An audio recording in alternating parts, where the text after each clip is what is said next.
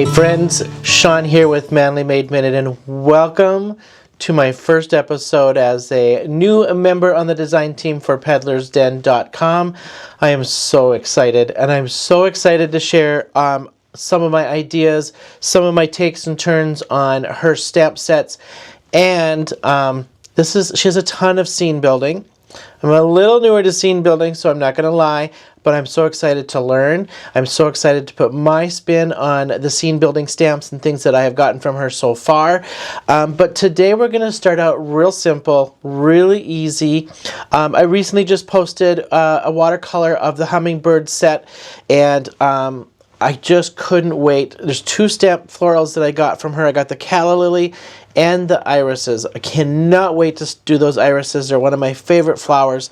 We're going to do some Calla Lilies today, and I'm going to watercolor them, and then I just have some scraps of things that I've done from different videos that I want to show you this cool background that I practiced on this already. I want to show you my version of that card and the cool background and how beautiful it turns out against these Calla Lilies. So we're going to go down to the down camera, show you this Calla Lily stamp, which is just absolutely gorgeous, perfect size, really super easy to stamp, especially with a stamp positioner tool that kind of goes up and down that I show you I got from a friend of mine. And we're going to use some Distress watercolor pencils. And so those of you that may be newer to my channel from Peddlers Den and things, I love Distress, I love texture, I love these watercolored pencils, and I'll show you the palette that I made from them if you haven't seen any of my videos before that feature them. So before I go to my down camera, don't forget to hit that like and subscribe button.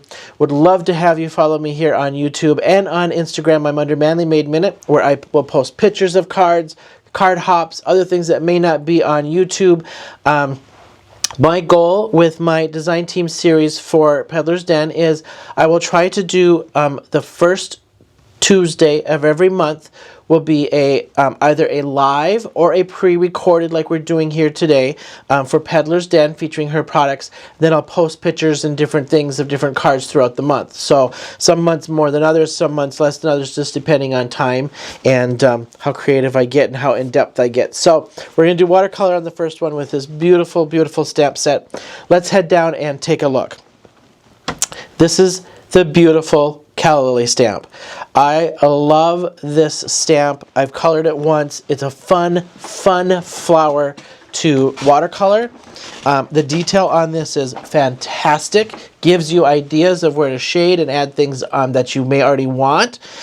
This is the stamp. So it comes, I bought the one that comes with the stamp and die. So the die cuts this out. I will show you at the end of the video here the pre-made one that I've already made and practiced with, and the background, because we're going to do that exact same card for you tonight. So I've stamped this out. I've used VersaFine Onyx Black because that is waterproof. And let me just zoom out just a little bit before we get coloring. These are my watercolored pencils. What I have done, I found this from Amy at Prairie Paper and Ink on YouTube.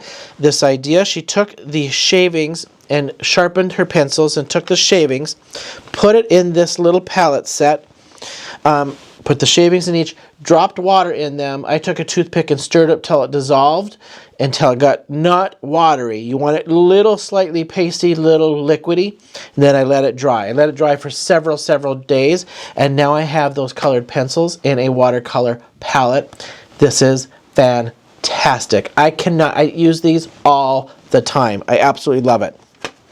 So we're going to use these to watercolor with, and I am using Strathmore heat pressed watercolor paper so that it is smooth. These stamps are a little bit harder because they're so fine detailed and pretty thin. It's hard to stamp really nice on textured paper. My favorite is Canson XL, but it's got texture on it, and I haven't tried stamping on it. But I thought for tonight we're going to use heat press. It's nice and smooth. It does take water slightly different, and we'll talk about that as I watercolor here for you. And I'm going to go some pinks and yellows. If you look up Calla Lily, the typical Calla Lily is white, But they come in a variety of colors, and the ones I found online were pink on the top, fading down into like a yellow to pale yellow, and then leaves. Leaves, I tend to go more yellowy green on my leaves.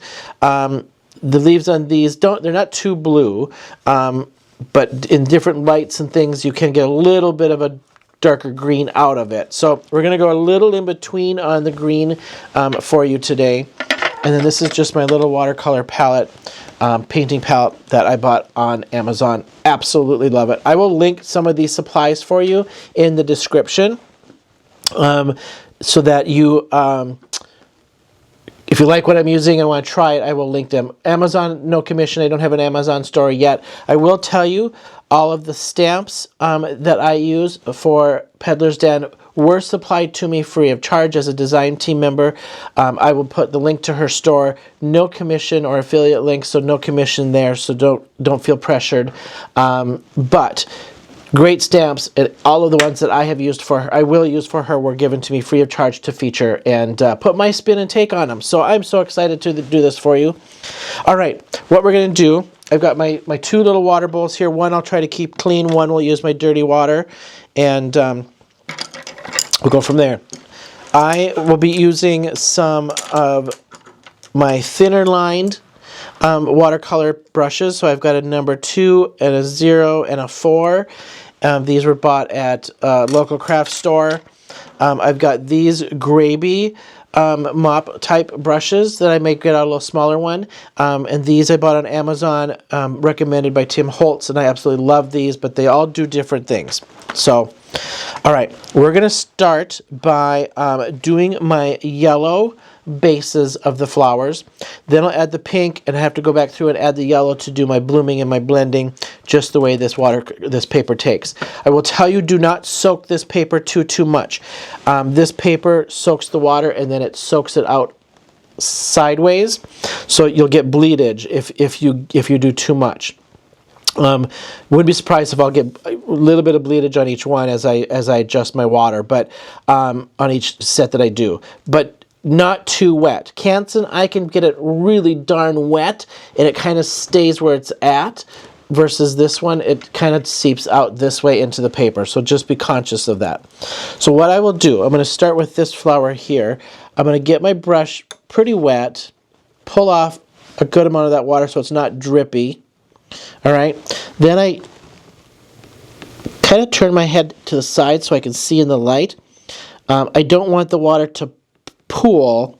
I want the water to soak into that paper almost right away. I don't need a pool of it, because that pool is what's going to cause some seepage for you. So just get it and you'll see it. It just hits the paper and it just soaks right in like a sponge. And that's where you want it. You don't need it wet. Okay? All right? Now I'm going to grab my yellows that I liked for this floral. So I pulled a little combination of this one with a little bit of the straw one. Sorry on names of these. When I did this, I was so excited when I put this together.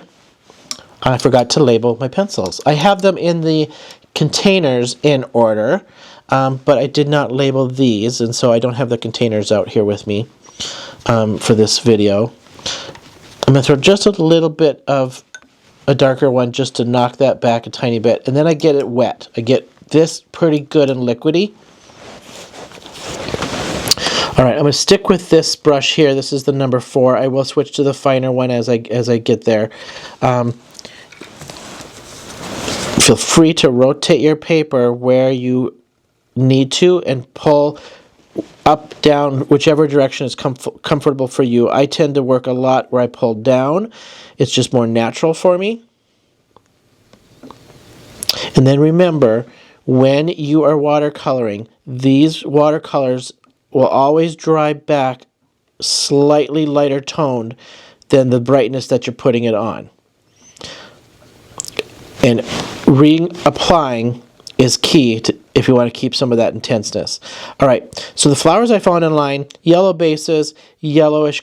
I'm putting the yellow in the middle here because that would be like looking through and I can see the bases popping up. The rest of that's going to be that pink. Alright, so I'll do the yellow bases on all of these first. So I'm not switching colors and brushes too much, but I do wet that whole flower, because then as I come back, because this will stay wet for a good amount of time, and I will just have to reapply just little bits of water as I work through these. And just spread that around.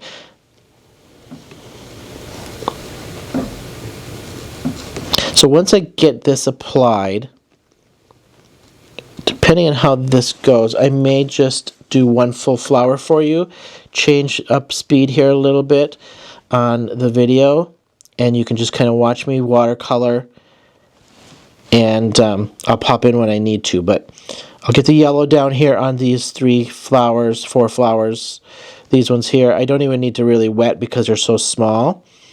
I'll just paint that in. I don't need to worry about the blooming and blending as much with these little small ones, so I usually just paint that on. Okay, I'm going to get this one. Little small area on this one, actually. It's not a... The base isn't showing as much, and then you just got the fold over here. And then I'll just get that middle.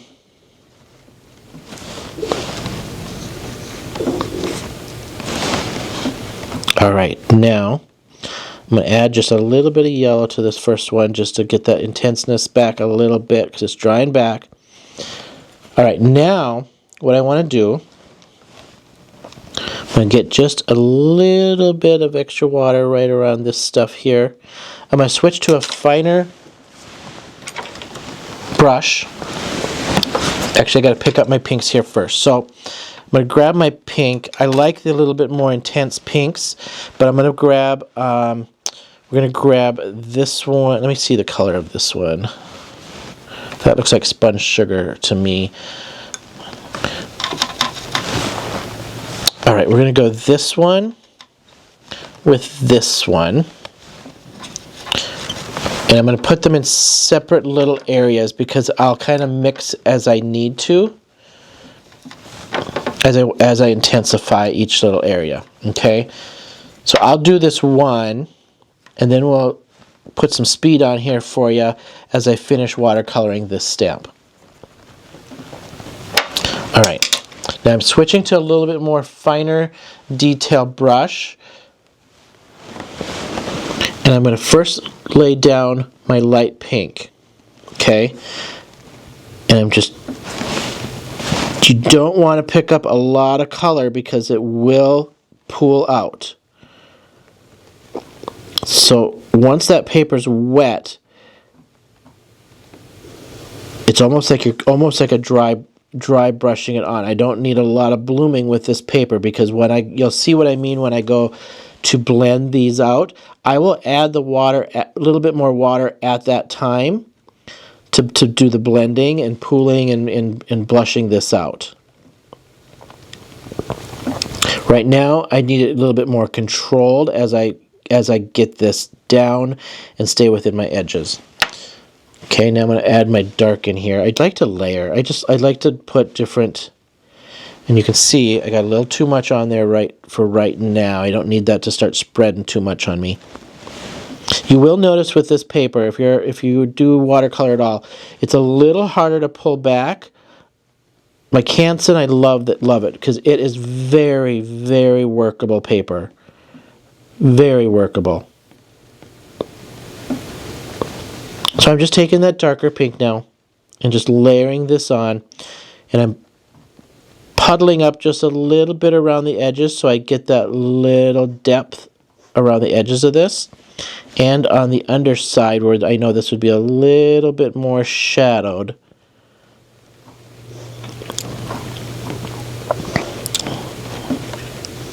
Like so. Now what I will do is I'll switch back to this brush, get it wet, and I'm going to pull all that water off because I just need a little bit to work.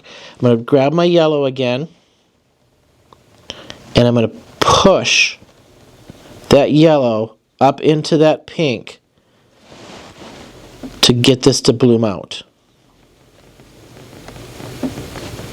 And And then same thing here. So I can soften my line down here. Let me zoom in just a little bit more. I think it'll be nicer to get nice and close and personal here. Soften this line. I'm going to take that yellow, re-intensify this out, push that up and in, and draw that out just a little bit to soften my line down. And you can see how that just softened that right out, right? Now I'm going to take just a tiniest little bit of water and just a tiny bit of yellow and soften this down just a little bit extra. Pull that out like so. Add my pink back in there because it does push the colors around on this paper. But now that I've got that little bit of wetness in there, I will get that nice blooming between those two colors. I like to take now, like if I just take my color right off of here and get it so it comes off pasty. I want this kind of pasty. I'm coming off of my palette here. I'm just getting a little bit off of this top surface so it's pasty, not liquidy. And then I like to go over the little folds and the little details sometimes with that little bit more intense color. And just give it a little bit of depth around those edges.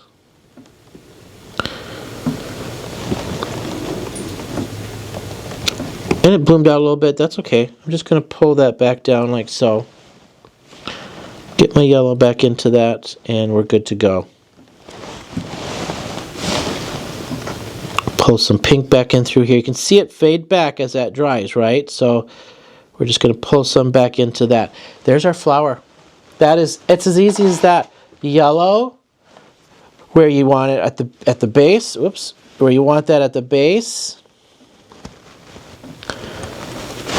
And then the pinks, bloom that back out with pushing the yellow into it and pull that pink back down. And it's as easy as that. So what I'm going to do, I'm going to zoom out just slightly so you can see overall stamp here. I'm going to finish my florals and I'll come back and I will explain the greenery once we get to it, okay?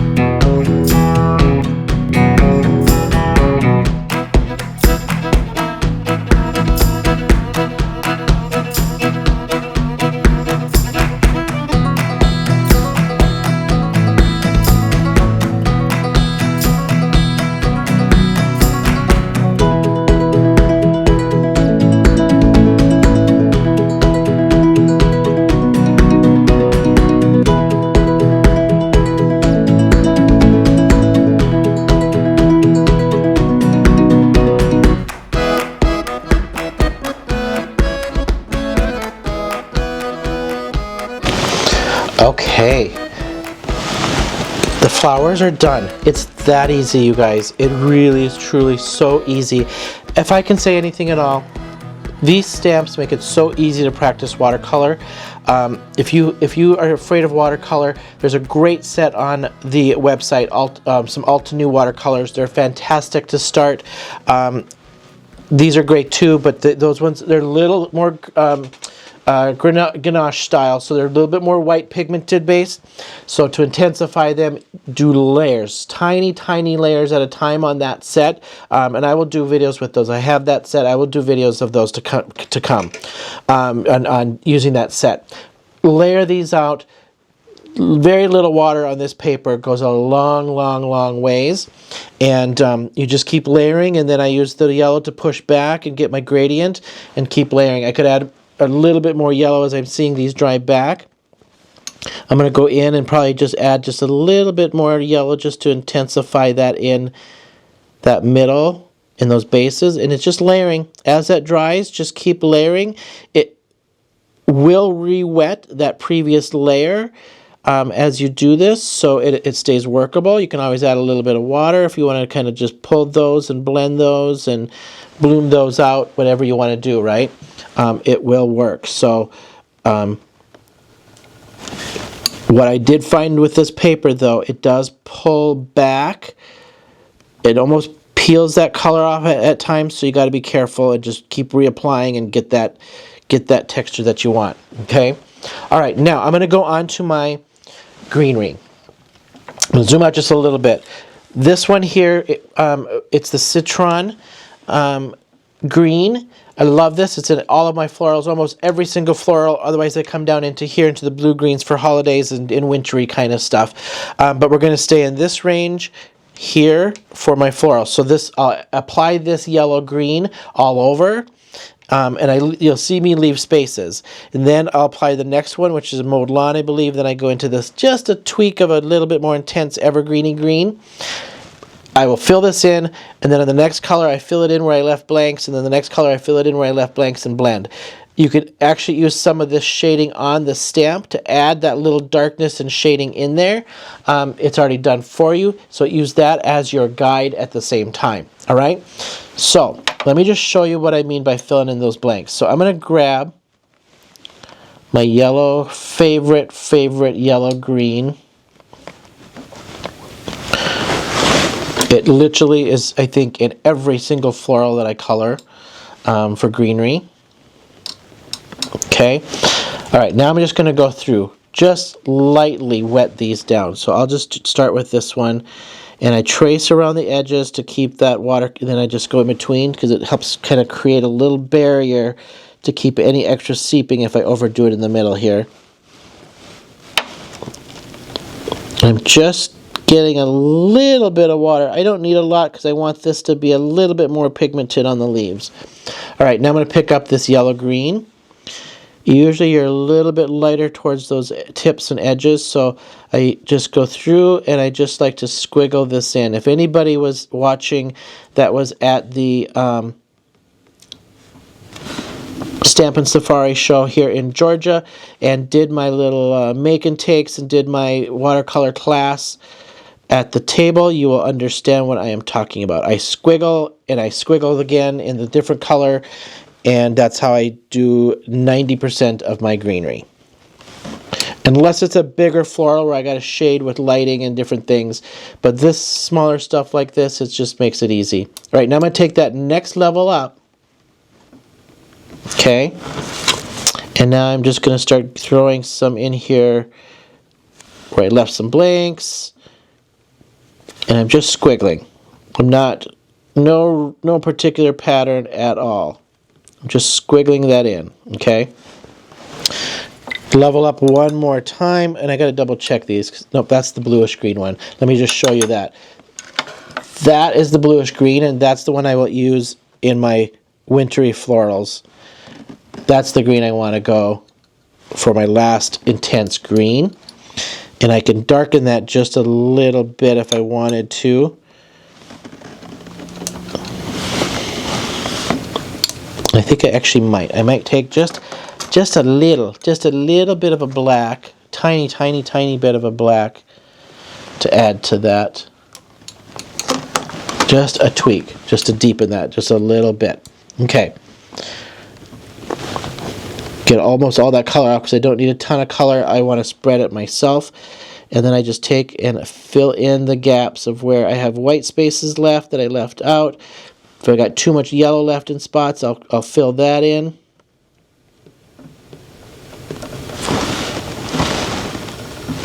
And then layer where you want to intensify that.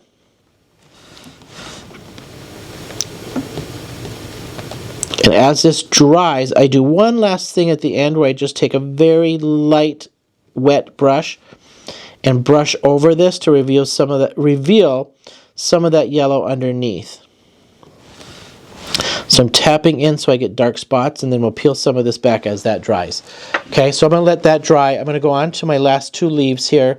Then we'll come back and I'll do a little peel back here for you and show you how I do that. Okay?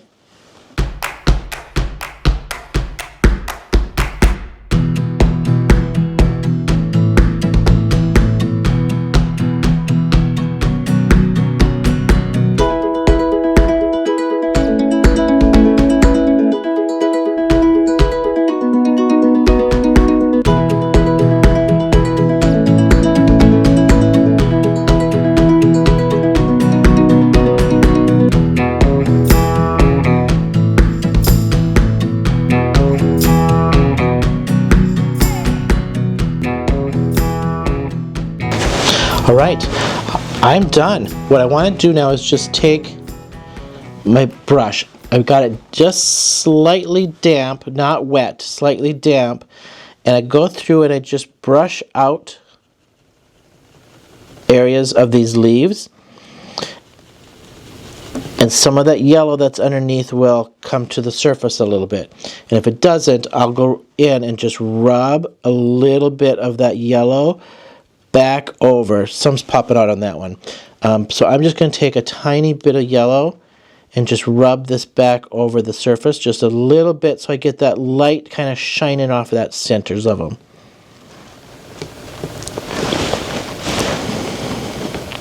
Nothing too fancy, not technically involved here at all. Just really playing with those watercolors and having fun. So, all right. Let me zoom in. How beautiful is that? There are some that I've seen with more of an intense maroon edge instead of pink, and then those yellows and things. All yellows. There's some blues. You could go a little light grays and just keep this white to highlight the grays, and do some grays to highlight the white. But this is your Calla Lily stamp. All right, absolutely gorgeous. Now, let me show you my idea for a card, and I will assemble here for you. So I recently have done some videos of a new technique with bubbles that I've never tried. It's not new to anybody else, it's new to me. So these are blown bubble techniques with re-inkers, and I've made a card with one of these, and I'll show you that one when we're done. But I'm going to emboss this, throw the Calla Lilies on it. I die cut them on the first card. I'm going to put them on a focal point on this card just to show two different variations of this. I love ink splatter, so I'll probably ink splatter these because I just love texture. You do not have to ink splatter these, but I'll show you before I ink splatter. So let me grab, I'm going to move my stuff out of the way here so I do not spill. And I'm going to grab my die cuts and my embossing folder, and I will be right back. Okay, I've grabbed two round dies, and I just wanted to show you and why I'm picking what I'm picking. I could go this nice big one, fit that whole thing in there, throw it on my card. I can go just one size smaller, and I'm going to make sure my florals are in there, cut down some of those leaves off those edges. And I'm going to go this smaller one because I don't care if that falls off the edge, because I want this to fit on my card base a little bit nicer, not take up too much of that space. But I'm going to throw a little vellum behind it just to soften that down. All right, so I will die cut that out. Then I have this embossing folder that I love, the magnolia branches, and then I'm going to emboss. I did blue on my last one, so I'm going to do pink on this one just so you can kind of see two variations. So we're going to emboss that. So I'll emboss this, die cut out some vellum. We're going to come back and assemble this card. Okay, we're going to embellish this just a tiny bit, but let me show you. So you saw the bubble, so it looked similar to this before I die cut or emboss this. Emboss this with these white spaces and things on there. Look how beautiful this turns out. Absolutely gorgeous. Now I want to enhance this just a tiny bit. I'm going to go a little gold theme on this one. I did white on the next one I'll show you. I'm just going to take my little gold ink. This is a foam pad, so you got to be very light, very light-handed, not to squish. And I'm just going to lightly give this a little gold on the tips here of that embossing. I am not pushing whatsoever, so it just stays right on that surface for me. Just to give it a little bit. Okay, I just want it to grab and intensify that embossing. That's it. Now I'm going to take a little bit of gold spray. This is just a gold mica spray.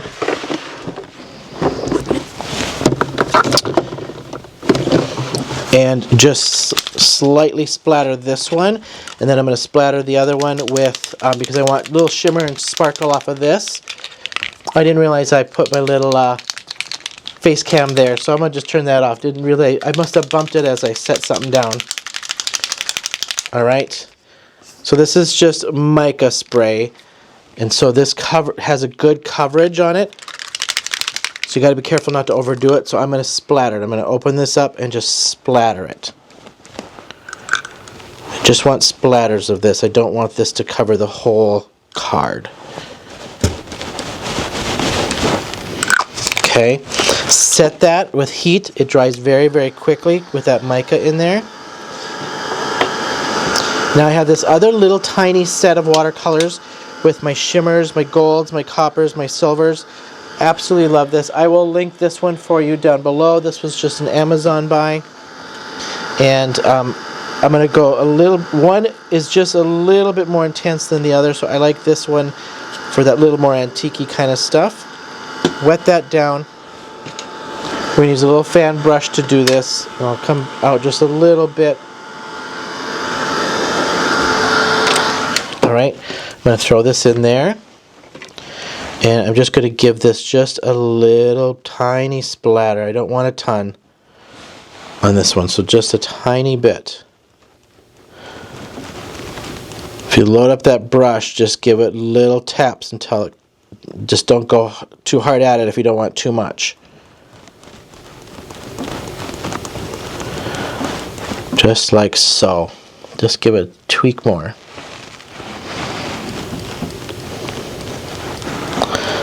There you go. Put a little bit of extra right over the top of that. Got a little mix on that one. Okay? Dry this back, cut my vellum, and then we'll assemble this card. Alright, let's assemble. I have splattered these two pieces, smeared my gold over the top just to antique that out just a little bit. I have cut one size larger of my vellum, so let's just glue that to the vellum. And those of you new watching me, you will learn very quickly. I love my texture of everything, and I love dimension. So, obvious answer to that is I will be popping that little piece up on dimensionals. So I'll just set that down flat to dry. We'll throw this one on. I'm just using a black card base. I want this pink to pop. And I think black is just that nice classic color to make, some of these more elegant things sometimes don't need additional color.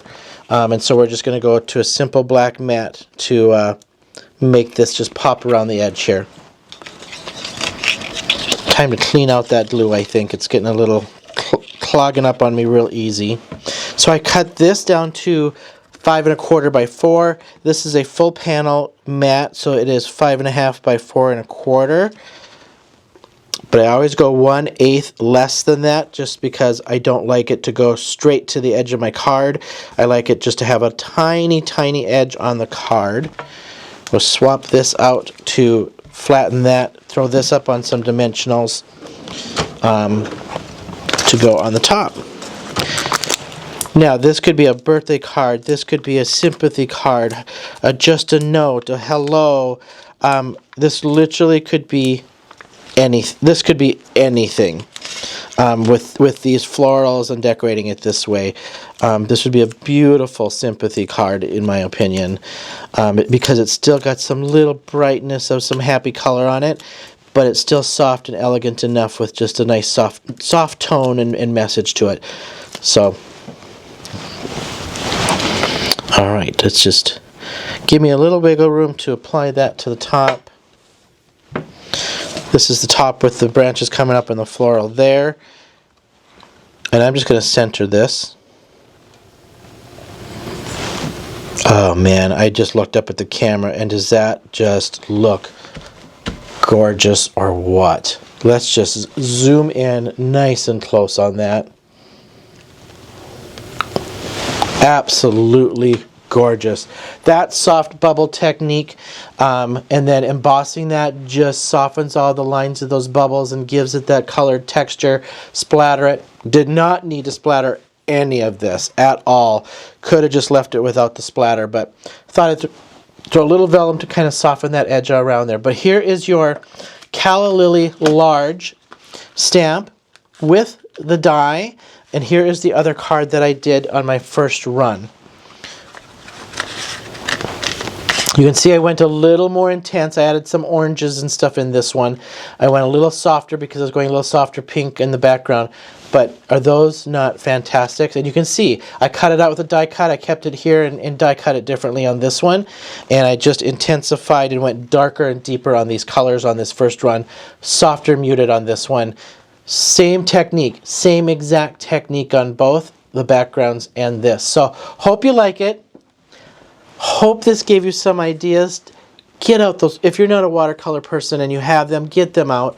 Practice. These are so easy to practice. Put this on replay.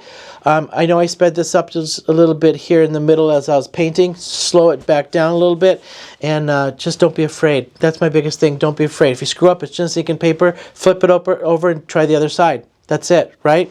Let me just show you front view, and I'm going to put this in front of my face so that the camera will adjust to it.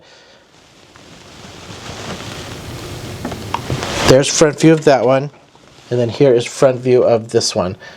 Absolutely stunning. Love this set. Peddlersden.com. Get yourself some florals. The iris is gorgeous. Here is the, if you missed it, go to the website. Sorry, I'll put the link down for that down below. This was the watercolor of the hummingbirds that is posted out there as well. Get that to focus, not on my face, but on the card. There we go. Hope you like it. Way more to come. I will have a video, pre-recorded video, or a live first Tuesday of every month for Peddlers Den. Check me out on youtube.com. Manly Made Minute. You can subscribe there, and you can also find me on Instagram at Manly Made Minute and follow me there. I'll post all of my other pictures. Some of it I won't have videos for Peddlers Den. Some of it's just going to be cards that I will post. I'll be sure to post them on the Facebook group and on my Instagram. So find me there and follow along. And I cannot wait to do more. I cannot wait to do some scene building. So way more to come. Thanks for hanging with me, you guys. Until next time, I'll see you then.